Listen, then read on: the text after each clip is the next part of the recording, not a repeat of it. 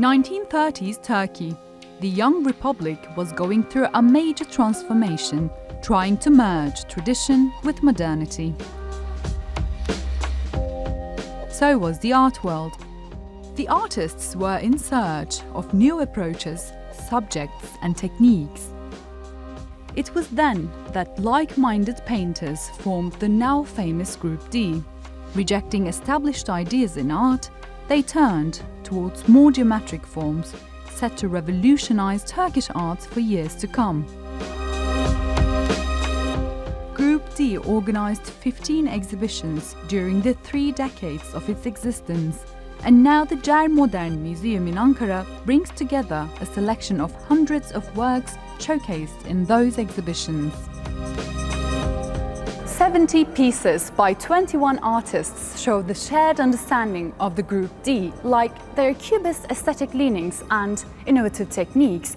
But what it also illustrates is the contrasts within the group.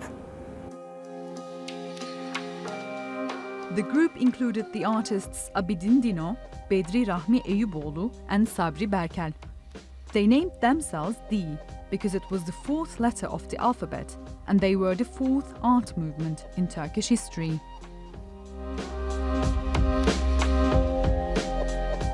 D grubu aslında neden built up the tone of contemporary Turkish painting between 1933 and 1947. The only unifying approach in Group D was innovation.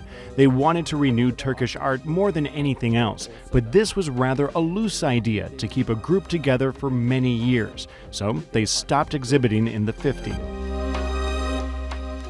The exhibition focuses on the meaning of their legacy for Turkish art today. The roots of the understanding of the abstract in Turkish art dates back to Group D and the bold and successful contemporary art scene today. Group D raised the art world's self-confidence by trying to bridge the gap between cultures using art. This message is important, and also Cubism, of course. They did not have a clear unifying approach, but it is interesting to see how many examples were strikingly Cubist.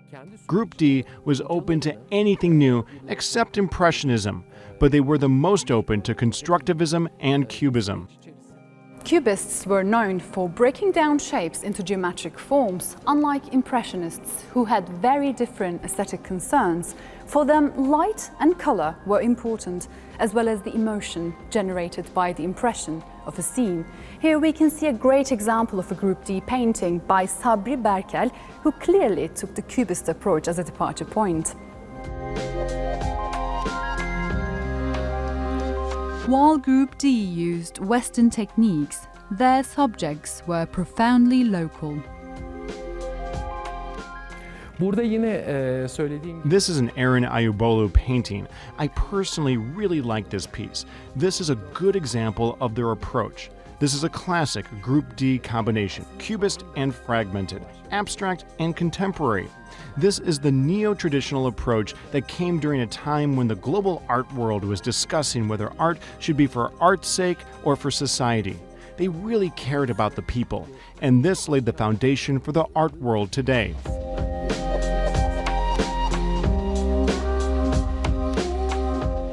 The exhibition will be on until March the 25th. And what about the legacy of Group D?